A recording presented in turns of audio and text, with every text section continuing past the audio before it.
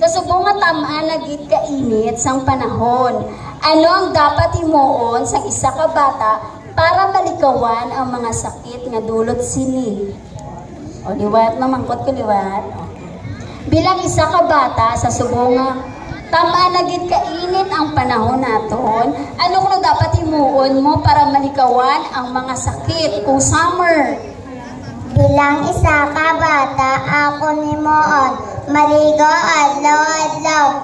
Likawan ko ang paghampan sa mainit nga lugar, magtinis sa sulod sang panimalay, kag mag-inom sang madamo nga tubig, kag imling maglagoan kay. Thank you! Thank you very much, candidate number 1. Let's proceed to our candidate number 2, Mr. Richard Leones. Okay, Miss Trisha, ready ka na sa mga question? Opo. Wala niyo na kulbaan? Wala. Very confident. Okay, Trisha, rin yung mga question. Bilang isa ka tao or pamuluyo, paano mo mamintinar ang imo study habits bisan nagausar ikaw sang gadgets kasubong sang cellphone? Again, bilang isa ka bata, paano mo mamintinar ang imo study habits or pagtuon bisan nagausar ikaw sang gadgets kasubong sang cellphone? Thank you for that question. Bilang isa ka bumulot ho,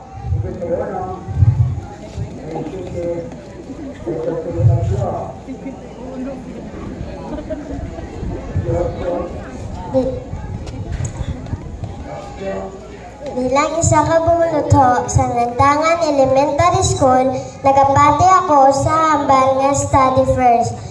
Mamintin ko ang akong study habits bisan pa nagagamit ako sa cellphone. Pinaagi sa pagdisiplina sa akong kaugalingon. Nga unahon permi ang akong pagtuon. Thank you! Thank you very much, number 2. Matihan nyo ito, unahon, gidberli ang pag? Kapampal ko na yan eh. Kuha niya paglagaw ko no? Unahon, permi ang pag? Pagtuon. That is why damo maalang sa lantangan. Okay, let's proceed to candidate number 3. Your question. Bilang isa ka bata, paano mo maamligan ang katinlo sa aton palibot? Mayong gabi sa tanan. Bilang isa ka bata, mamligan ko ang katinlo sa aton palibot, paagi sa pagdisiplina sang akong kagalingon, kaangay sang paghaboy sang akong basura sa insakto nga basurahan, agon magtinlo aton palibot. Thank you! Okay, dapat iaboy ang basura sa insakto nga basurahan. Next, let's proceed to the very cute candidate number 4, Jaya Zalim. Hi, Jaya. Cute sa imo bala. Magkababae ko, dapat ka paris may tsura. Okay, your question. Ginhatagan ka ni mama mo sang... Ay, Tagalog ka talaga. Hindi ka nakakaintindi ng Ilonggo?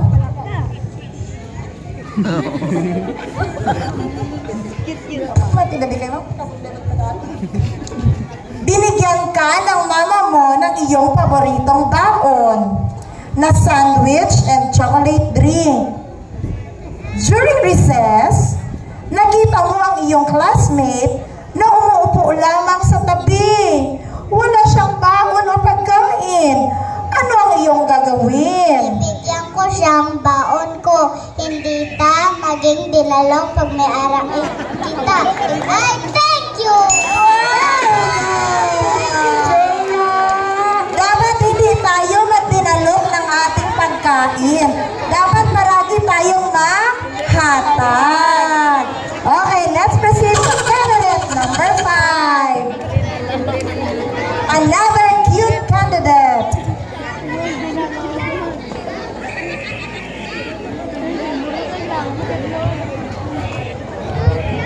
Okay, ang pamangkot langga ha. Paano mo Tagalog. Paano mo maipapakita ang iyong pagmamahal sa iyong magulang? Maipakita ko ang pagmamahal ko sa aking mga magulang sa paraan ng pagiging masunurin, pagiging magalang at marespeto, pagpapahalaga sa lahat ng bagay. Ituturing kong regalo sila sa aking buhay. Kaya bilang maliit na bata, pamahal ko kayo and I thank you! Wow! Thank you! Thank you so much, candidate number 5. So cute! O, dapat kuno pahalagahan natin ang ating mga magulang. Let's proceed to candidate number 6. Anne-Marie. Anne-Marie, ang imo question, sa ano mo gusto? Hiligaynon, Tagalog, English, o kung Spanish? Ilonggo. Sa Ilonggo, kung sa Hiligaynon. Okay, abi ko may Espanyol kita di. Chinquayla, abot chiki. Okay, your question. Ginhagad ka sa imo amiga, o kung abyan, hindi lang sa nobyo. Joke lang. Again. Ginhagad ka sa imo amiga o kung abyan nga maglagaw sa plaza kay fiesta. Samtang nagalagaw ka mo, nakitaan mo siya nga ginhaboy niya ang plastic sa iya nga ginkanan. Ano ang dapat mo nga himuon? Ang akot himuon, hambalan ko ang akot amiga nga kwaon ang plastic nga iya ginhaboy kag ibutang ini sa basurahan nga hindi madununod kag amo ini dapat niya nga himuon kag amo ini ang ako natun-an nga leksyon nga ang basura dapat ibutang sa hustong nga bulutang. And I thank you! Thank you very much, candidate number 6. Natun-an niya ginaya kay Ma'am Arnie nga dapat ang basura ibutang sa insakto nga basurahan.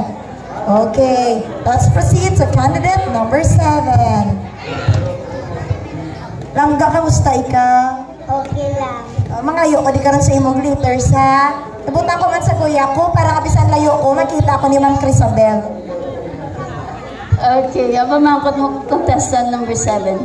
Sa panahon subong nga tama na gid kainit kag tungod sini ang sa panahon subong nga tama na gid kainit kag tungod sini ang mga bubon jutay na lang ang tubig. Ano ang imo pwede himuon para makabulig sa pagkinot sang tubig? Una, hindi paghampangan o kon o sikan ang tubig. Kung maghugas ako sa pinggan, akon ini isalod kag ibunyag sa mga tanom. And I thank you. Wow! Thank you, candidate number 7. Thank you very much. O, dapat ko no, hindi pagusikan ang tubig. Kay kami gani sa boarding house na paligo namon, tunga lang sa baldi. Yan ang salot para na Hindi na manukit. Kasi krito talaga na basta ano sama. Norly, lihat ang tubig ha.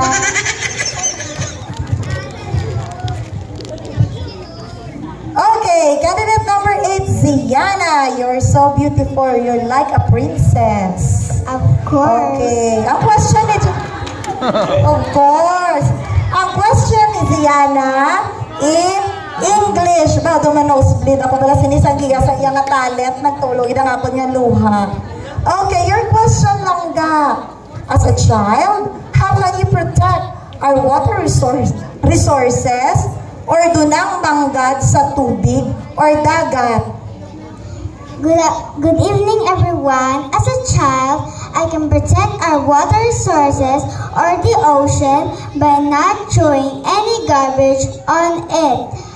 And I will tell my fellow classmates and other children to tell their parents to stop using illegal dynamite fishing because it's bad and it will ruin the fish's habitat.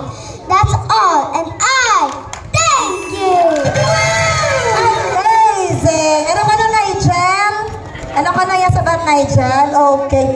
Do not throw garbage on the ocean or use dynamite fishing. Okay, thank you very much, Little Miss Lantangan candidates. Pwede na ka makaproceed sa aton nga backstage.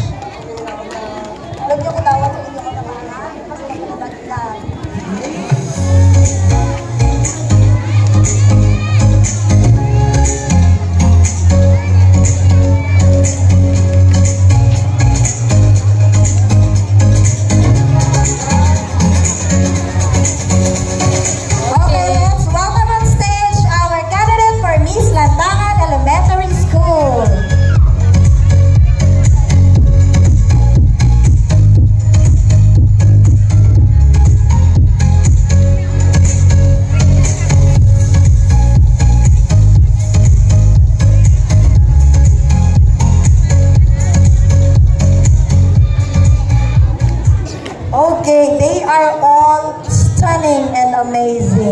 wala ko lang kakilala sa inyo mga langga, mga bupagwa, palit kamuya, as in. Yung mga dalaga na no? Yes, yung mga dalaga, naging sila yao. Sino mahambal kay estudyante ini sa Lantangan?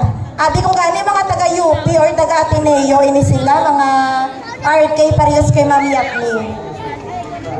Okay, let's proceed to our first candidate. Candidate number 1, Kiana Villanueva.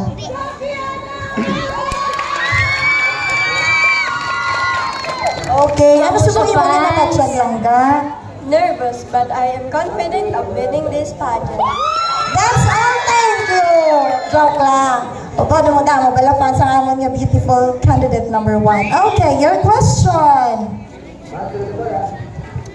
As a student, how can you influence your fellow learners to become a good student? Thank you for that meaningful question, ma'am. Good evening, ladies and gentlemen. We all have the power to influence others, and it is up to us to use that influence to help them. As a student, I can influence my fellow learners to become good students by setting us a good example in all aspects. A good student does not only excel in academics, he or she also exhibit a positive attitude and good value, and is willing to take a step to make a formative change in the community. I believe that if we learners become good students, then we have the potential of becoming good citizens who will contribute the welfare of the society. Winning the title of Miss Lantangan Elementary School 2024 will help me achieve my goal to inspire and influence my fellow learners to become good students like myself, so that even as little children, together, we can help make Barangay Lantangan a community of productive individuals. And I thank you. Wow! Amazing! Thank you so much, candidate number 1. I really do believe nga ba, para maging isang kahuwarang bata, not only maalam ikaw, but you have to have a good character. Kalma lang ang advisor. Kalma lang. Baby, kalma. Okay, now let's proceed to our candidate number 2, Rachel May Buhon.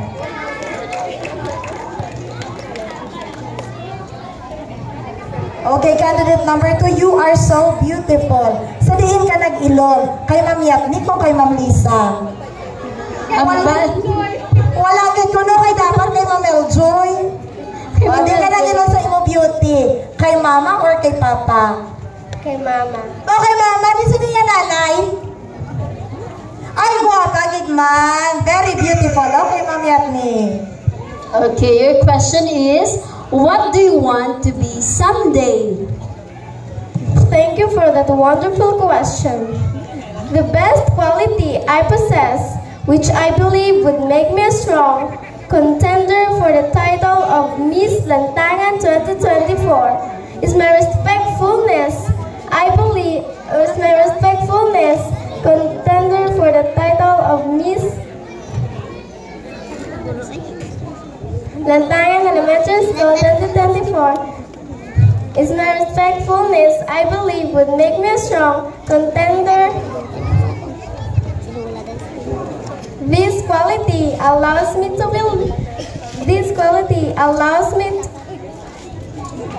become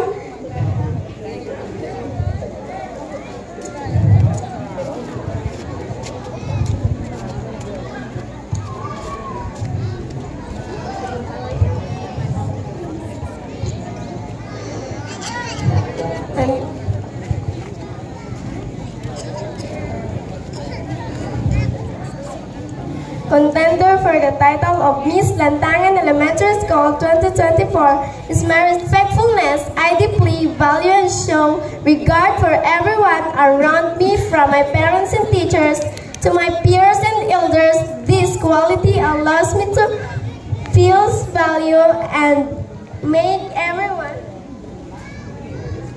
for this.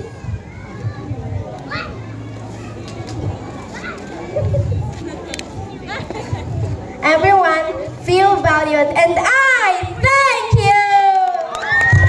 And I thank you too!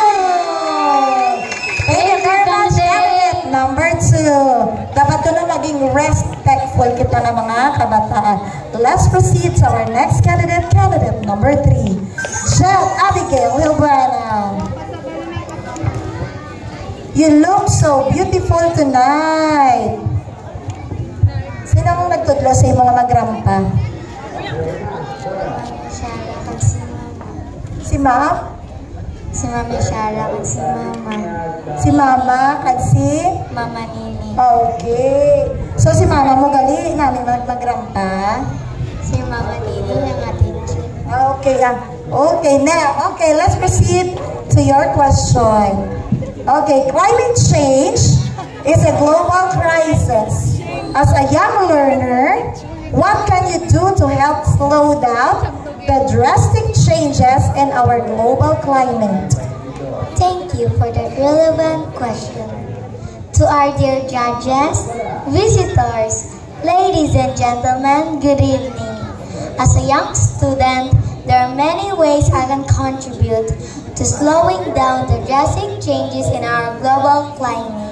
Some of these are by encouraging my peers, family, and community to adopt green practices such as community gardening, waste cleanup drive, utilization of GRs through sustainable products that promote a less harmful effect to the environment, and support policies and regulations that prioritize environmental protection.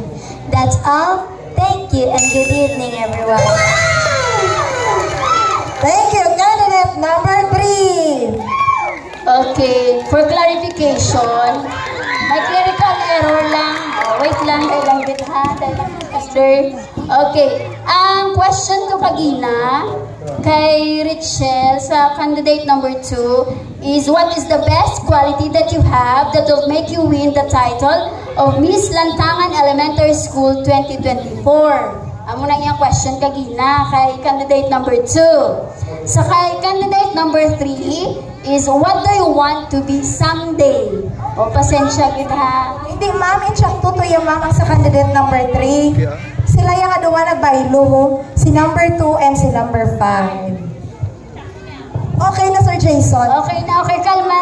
Oo, kalma lang kayo, wala na correction na, no? Sorry. Okay, candidate number 4. Okay, sigurado na niya. Okay na, Sir Jason. What is your advice to children like you who experience bullying? Good evening, everyone. It is an honor for me to answer such question, because I myself experienced bullying because of my eye look, especially because of my hair. As for you who have experienced this, instead make them an inspiration to do and try to be the best version of yourself. We are beautiful in our own ways, so we must embrace and uniqueness and focus ourselves to the people who accept, encourage, and appreciate us for who we are. And I thank you! Okay, thank you very much, candidate number 4. We have to accept our uniqueness. Okay, candidate number 5, Divina Jean Mortel. Okay, supposed to be ang question number 2 kay candidate number 5 adto siya. Sala diri abiyang na hatag ng ngalan. Okay, so I'm going to ask the same question to candidate number 5. Okay, candidate number 5, what do you want to be someday? Again, what do you want to be someday? Ladies and gentlemen, good evening. Thank you for that wonderful question. Someday, I aspire to be a teacher. I've always admired how teachers can inspire and empower young men. I want to make a positive impact on student lives, helping them discover their potential and achieve their dreams. Because I believe teaching is a rewarding profession that allows me to contribute to society by nurturing future leaders and elevators. And I thank you! Thank you very much, candidate number 5. She wants to become a teacher. Okay, let's proceed to candidate number 6, Gianna Avery Juarez.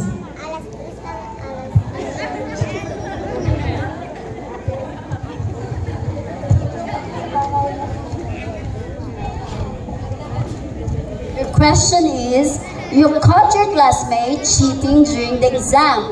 What will you do and why? Good evening, judges, and to everyone present. Thank you for this challenging question. If I will catch my classmate cheat during the exam, I will inform my teacher so that he or she can investigate on the validity of cheating and can take action based on fact, because I'd rather get hated for telling the truth than tolerating a mistake. Thank you, and once again, good evening! Thank you very much, candidate number 6. Dapat ko isugid kay Ma'am ang naga-cheat. Okay, once again, thank you very much, candidate for Miss Labangan Elementary School. That ends our interview portion.